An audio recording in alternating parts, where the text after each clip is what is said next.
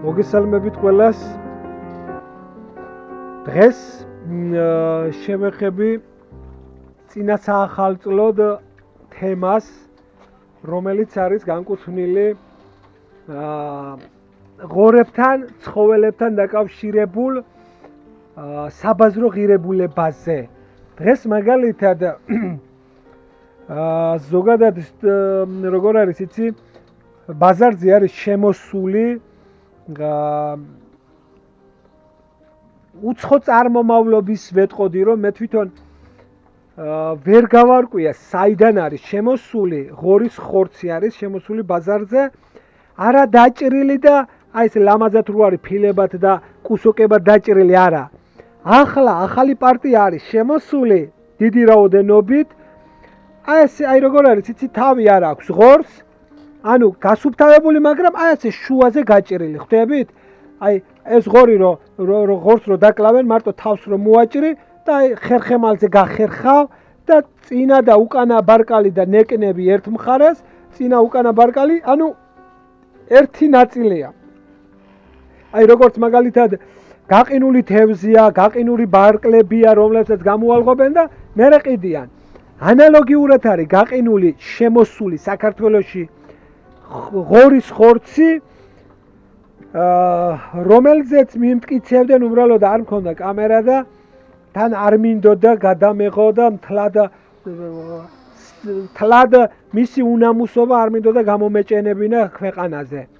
ხვდებით, კამერაც არ მქონდა, მაგრამ რაღაცეთომ თავი შევიკავე, რომ როდესაც მე კადრში არ ვჩნდები, ბევრი მიზეზი მაქვს და მათ შორის ძალიან ბევრი, რომლებიც არ მიცნობენ ვინ ვარ.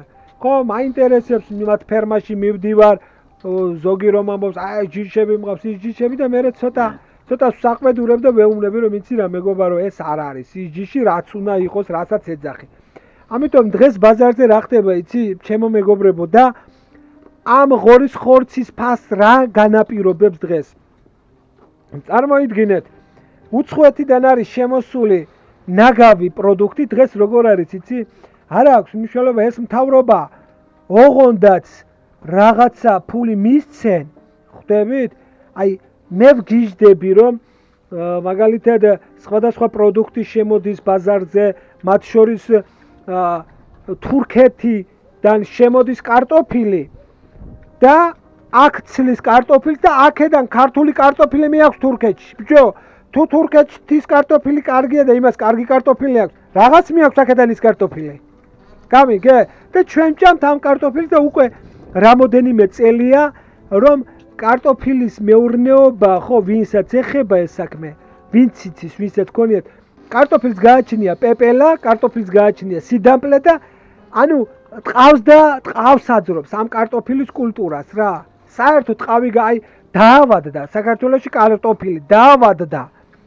ანალოგიურად არის ახლა შემოსული არის ღორი, გოჭი, დაახლოებითი წონა, გაყინული მასის დაახლოებითი წონა ამ ღორების არის ალბათ ცოცხალიც დაკლავდნენ დაახლოებით 50-დან 80 კილომდე ცოცხალი წონა, რომ აი ანუ 30-დან 60-70 კილომდე მერყეობს ამათი ღორის წონა. ანუ დაახლოებით 30 კილო, 40 კილოიანი, 50 კილოიანი უკვე დაკლული გასუფთავებული. ხოლო როგორ პოზიციაში არის, რომ ანუ ის ქართველი ვაჭრები და ყასბები იყიდიან იმ გაყინულს, გამოალღობ და 99% ვერ გაიგებ, გაყინული არის ის ღორი, ის ხორცი, ჩამოსულია თუ ქართულია. ეს ქართველები გეტყვიან, რომ არა ძმაო, ჩემი გაზრდილია, ქერზე ხორბალზე და სიმიძე მაქვს გაზრდილი, ნატურალურს ვაჭმევ სინამდვილეში, აი მაგაზე მქონდა საუბარი და ვიკამათეთ. სინამდვილეში არის გაყინული. სინამდვილეში არის ჩამოტანილი, რომელიც ღმერთმა უწყის რას აჭმევენ. მაგალითად, ამას აქვე დავზენმე ერთ-ერთმა სასაკლაომ, ზოგადად როდესაც საქართველოში გაიხსნა ბოინი სასაკლაო, ახლა თავიდან რო შეხედეს ამ ბოინის ხალხმა სასაკლაომ, ხო არ რჩება ხო იმდენი ფული, რომ ზოგი მაინც სახში კლავს, ზოგი შინაურულად, ზოგი რაღაცა და არ არის იმდენი რომ ამ სასაკლაოს მთელი ინვენტარი უნდა, სერიოზული მოწყობა უნდა სასაკლაოს და მე მივიდეს ადამიანი და დაკლას და არ არის იმ ხელა შემოსავალი.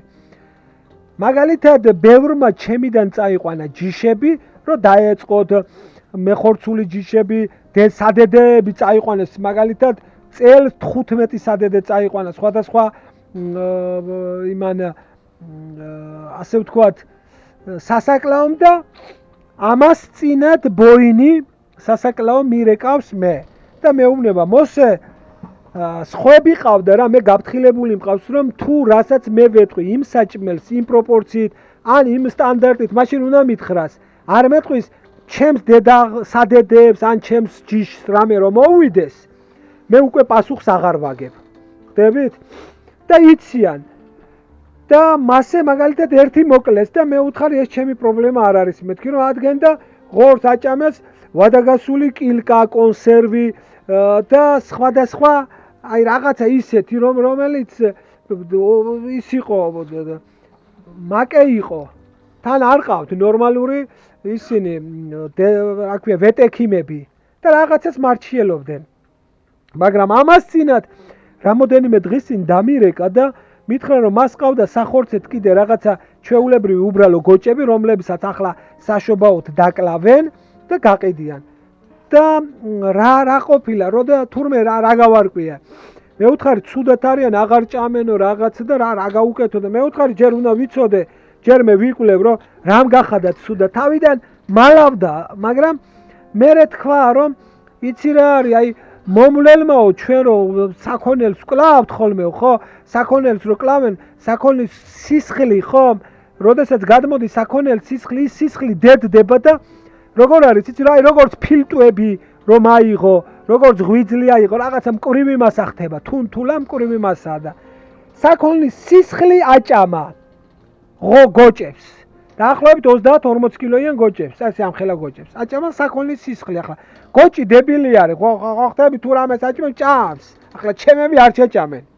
მაგრამ ალბათ იმათ უკვე შეჩვეულია, რომ საქონლის სისხლით ან საქონლის სისხლში რა იცი რა დაავადებული არის ის საქონელი და წარმოიდგინე უკვე 1-2 დღე ცუდად ყავდა ეს გოჭები და მე უსაყვედურე მე უთხარი რამ დაგალევინეთ ეს საქონელის სისხლი რომ საქონლის სისხლში 1000 დაავადებ ძალიან დაავადებულია რომ იქ მინდორში გადის და ძალიან ბევრ დაავადებას იღებს საქონელი მით უმეტეს საქონლის თავი ბაზარზე მისი გამოჩენა აკრძალულია ის აუცილებლად უნდა ნადგურდებოდეს სასაკლაოზე.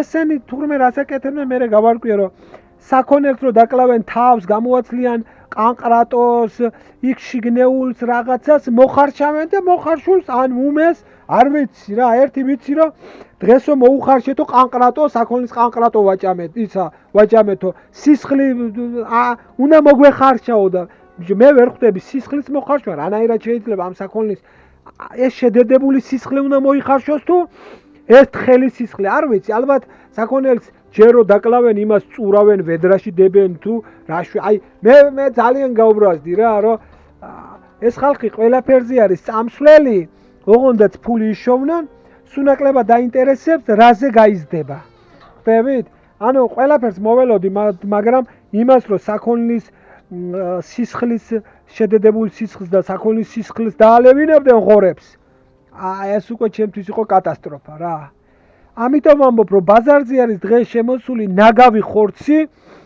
რომელსაც ასაღებენ საქართველოში გაზრდილ დაკლულად ვერ გაარჩევ თუ მაგარი თვალი არ გააქვს თან მე ესე ადვილად ვერ მომატყუებენ და ისე ლამაზად იყო ჩათუნთულებული და თან ცოტა თხელი ისა აქვს ქონი აქვს თხელია რომ საერთოდ არ აქვს ქონი და ძნელია ქართულ პირობებში მასე გაზარდო ღორი ანუ რაღაცა მაინც აქვს რა ისეთი და მე უსაყვედურე და მე ბოლოს გატყდა რა რომ რა ვქნათ ჩვენს ოჯახები გვყავს თუ ცოტა არ მოიტყუე თუ ცოტა არი მაიმუნი ან სასწორში არ მოიტყუე წონაში არ მოიტყუე ხარისხში არ მოიტყუე ისი არაფერი არ ხდება და ესე არის მეგობრებო ამიტომ მე გეუბნებით რომ ყურადღებით იყავით ისეთი ხორცი არ იყიდოთ და ისეთი ადამიანისგან იყიდეთ ვისგანაც ნამდვილად იცით ამ საახალწლოთ არის თუ საშობაოთ არის თუ ნებისმიერ დროს არის, ანუ როცა გინდათ რაღაც ის შეძენა თვალყური ადევნეთ, რომ სახლში არ მიიტანოთ ნაგავი ხორცი. ადამიანი უკვე ისეთი ნაგავი